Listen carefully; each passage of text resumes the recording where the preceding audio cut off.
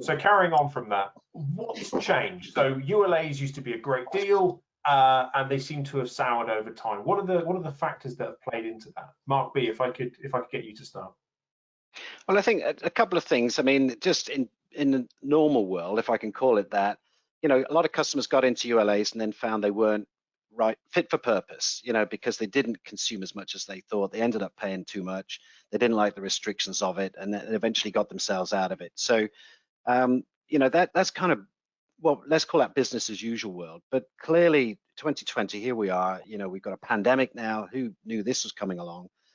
The world has changed, and everything to do with contracts has changed, particularly with contracts that are based on usage or users or employee count or revenues, whatever it may be.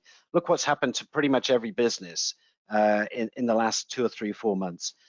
From a demand perspective, most customers with ULAs now, or even considering getting into ULAs, but certainly ones with ULAs, have seen demand diminish because perhaps their revenues are down, they furloughed staff, they're not using the products as much as they anticipated. In fact, they're starting to think about shrinking their business.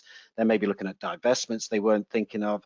So a lot of planned activity to maybe shrink a business has been accelerated or forced upon them because of the pandemic and the way the economy has reacted to that through lockdowns and economies back in the deep freeze. So demand has shrunk. Now, remember earlier we talked about when is a ULA bad? A ULA is bad when you've got a static or declining usage, either from an economic perspective or from a licensing perspective.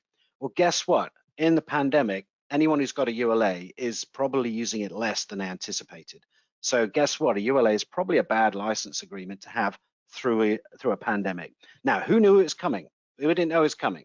But here's the thing to think about. When you think about ULAs for the next time, if you're going to renew one, think hard about it, especially after this period now. And obviously think about, getting out of it to give yourself flexibility to reduce costs as your business demands through this pandemic, because your budgets, from a budget perspective, are getting squeezed. Now, that's not only new budgets, which for many customers have been either put on ice or kicked the can down the road or just cancelled completely, whatever it is. And by the way, that's affected Oracle as well. So Oracle's pipeline has shrunk or perhaps collapsed from a new business perspective. So not only are customers trying to hang on to cash, but they're certainly not giving net new business to Oracle, which makes them a little bit more creative in ways of trying to find business. But when budgets have crimped and usage has crimped, none of those businesses should be using ULA for both of those reasons, as we've explained earlier. Unless, of course, you're one of the very few businesses where this terrible time has actually been good for you economically in terms, maybe supplying healthcare products, maybe food deliveries to home, whatever it may be. So in those certain circumstances, some businesses are flying, and maybe there's a ULA good for them. That might be a good place for Oracle sales guys to go looking. But for everybody else, for the 98% of businesses who are seeing a constrained and constricted economy and reduced revenues and reduced usage, like we said earlier, it's not a good place for ULAs. And then from a technology perspective, I mentioned earlier about, Oracle seeing their new business sales getting crimped here. They're going to be out looking for business because they need to sell technology. They need users and customers to continue consuming Oracle products and growing an Oracle estate, whether that's new products or whether that's getting on-premise to cloud, whatever it may be.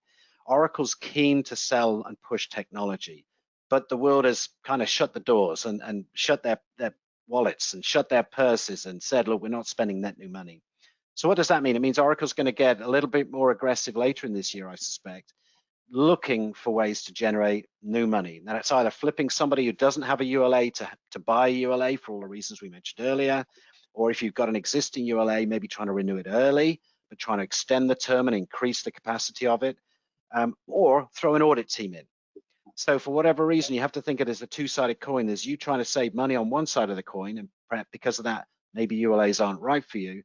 The other side of the coin, Oracle trying to increase their revenues, and they love ULAs, so they're trying to push people to ULAs. So the world has completely changed since February, March 2020, and it won't be the same for some time to come. So just be very conscious of that. If you've got a ULA, think about maybe getting out of it. We'll talk about that soon. And if you're being proposed to ULA, think twice about it. Think hard about it. Mark, did you want to finish off anything on this slide? Thanks, Mark. I think the other bit is really around the technology side of things. We touched on it earlier.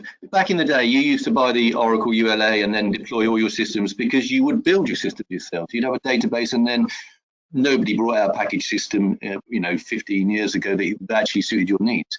And as the world's moved on, organizations, they used to build the systems to meet their requirements. Now they change their business processes to meet the system because they want to take advantage of that pre-packaged software. So the amount of systems you're building has gone down, and the reasons you're building them have changed. So now there's a lot more robotic process automation where you're linking one system to another. And using, if you're deploying a new system, you don't automatically go, right, I'll put it on an Oracle database in a server in the server room. You say, well, I'm going to probably put it on a cloud. So where am I going to put it? I might put it in Amazon Cloud, and I might use their tools to build it because that makes sense. Or I might put it in Microsoft Azure. And what you're actually doing these days is you're putting systems and packages and linking them together. And so all that technology has changed anyway. So you made some great points there, Mark, about not spending so much in IT, but people are also spending wisely. And when they have to spend, they'll do it at the cheapest possible technology. So, but the most up-to-date one. So these Oracle things, the Oracle software really hasn't changed much for many years. It's good, solid software, but it's not on the leading edge anymore. So the technology bit has particularly changed. So I think, and all these things are much more available these days. So, you've got a wider choice. So really look hard at your reasons for ULAs. And I think you made a very good point about COVID-19 and the world we live in these days. Most organizations, picking up on your point, 98% probably need to certify out of that ULA. Even if you're not going to get out of it, make sure you're ready to get out of it and make sure you can, because then you're in control. And you really need to be in control at this time. And money is key.